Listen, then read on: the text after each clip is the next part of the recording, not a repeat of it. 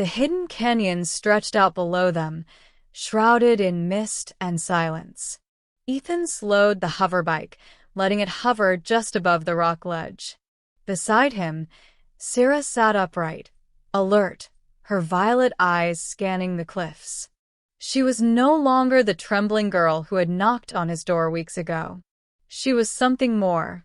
They'd been on the move for 13 days since the core strike team fell. The wastes were no longer safe, not for Ethan, not for her. Every transmission whispered of increased patrols, of rumors spreading across the frontier. "Do you see it?" Ethan asked. Sira pointed without a word.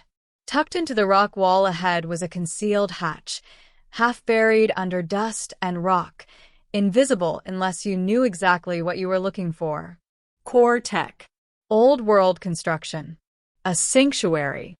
The hideout was crude but serviceable. Old supply crates, solar filament arrays, bunk slabs still mounted to the wall. Dust coated everything. A single pulse generator hummed to life when Ethan activated it, bathing the room in pale blue light. Sira immediately started organizing, removing broken circuits, reprogramming sensors, and installing perimeter defenses using salvaged drones they'd picked up on the way. "You don't rest," Ethan said from the doorway, watching her kneel beside a wall panel. "I don't know how," she replied, her voice quiet. He crossed the room and crouched beside her. "I can teach you. But first, I need to ask, why did you fight for me?" Sira paused, eyes locked on the microcircuit she was realigning. "Because I wasn't supposed to feel anything," she said. "They bred me to obey, to serve. But when I was alone, starving, I remembered how you looked at me, like I was a person, not a tool." She turned to him slowly. "I would kill again for you, and I would die for you." His breath caught. He didn't know what to say, so he said nothing. Instead, he placed his hand over hers. For a moment, that was enough.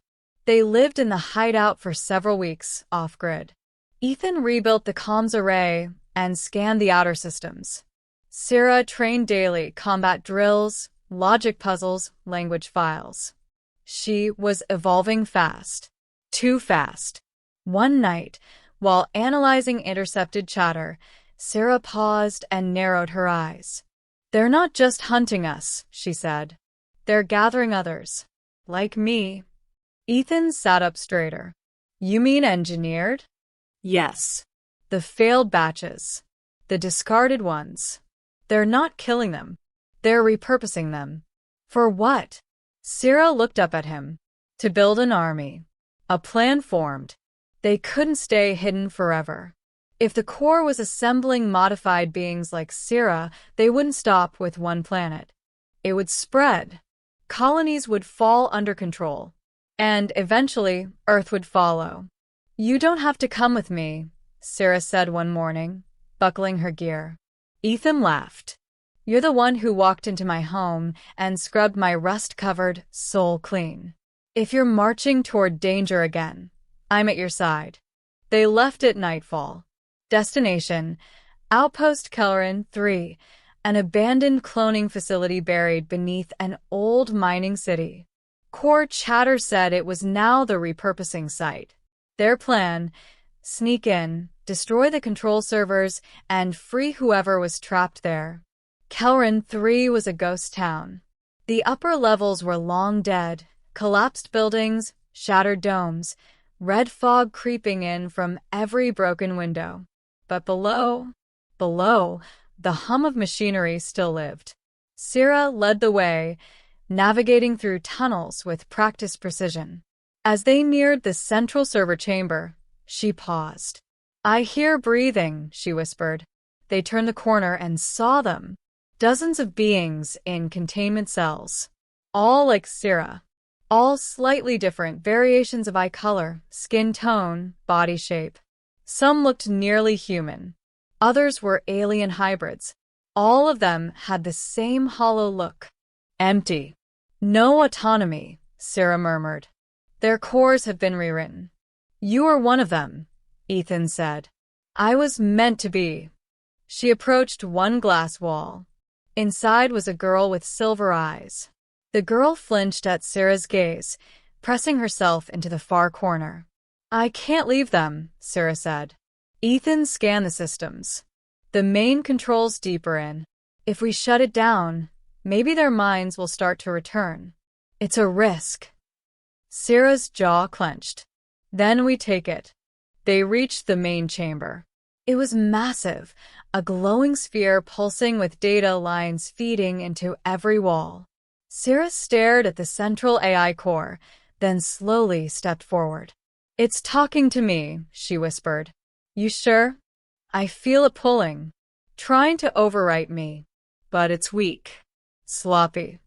She turned to Ethan. Plug me in. Ethan's heart pounded. Sira, if you're wrong, it could erase you. I was built to be erased, she said calmly. Now I choose to fight. He hesitated, then handed her the neural splice cable. She connected it behind her ear, took a deep breath, and plunged into the system. Her body convulsed once, then went still. Ethan crouched beside her, fingers hovering over the disconnect, but she suddenly gasped, her eyes flying open, glowing a pale blue. I'm inside, she said aloud. Inside the AI. It tried to consume her, rewrite her code, suppress her memories, reduce her to a tool again. But Sira pushed back. I am not a program, she screamed into the digital abyss. I am Sira. I chose my path. And the code shattered. Across the compound, cells flickered, lights burst. And slowly, one by one, the others awoke. Ethan unplugged her just as alarms flared throughout the facility. They know, he said. Core is inbound. Sira stumbled but caught herself. Her glow faded, but her eyes burned brighter than ever. We freed them. Now we run. No, she said, shaking her head. Now we stand. The final battle happened in the lower dome. Core forces arrived with drop pods, war mechs, and plasma cannons. But they didn't expect what waited for them. 50 freed minds. 50 broken tools, reborn. Sira stood at the front, bare-handed, facing machines of death. And when the first trooper raised his rifle, she spoke. No longer a whisper, but a roar. I am not yours. I am not less. We are not your property. We are alive.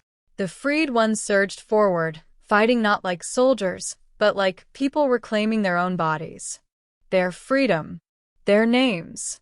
Ethan fought beside her, firing at the war mechs, disabling their cores. The battle was brutal, but brief. They won, not because they had better weapons, but because they had nothing left to lose, and everything to gain. Later, when the dust settled, Ethan walked through the ruined halls. The others had begun repairing the facility, not as a prison, but as a sanctuary. Sira found him standing alone in the server room. They're asking what we do next, she said. He looked at her. You're their leader now. She stepped closer. No. I'm just the first to remember who she was. He nodded slowly. So, what do you want to do next? She smiled. Not the tight, haunted smile of before, but a real one. Free. I want to cook, she said. And clean. And maybe plant a garden. He blinked, surprised. And when the next ship comes, she added, I want to speak. For all of us. He reached for her hand, lacing his fingers in hers. And I'll be beside you when you do. They rebuilt the outpost in the months that followed. Not as soldiers. Not as fugitives. But as people. And when the day came that a diplomatic vessel from Earth arrived, asking who had triggered the core collapse in this sector, a single woman stepped out to meet them.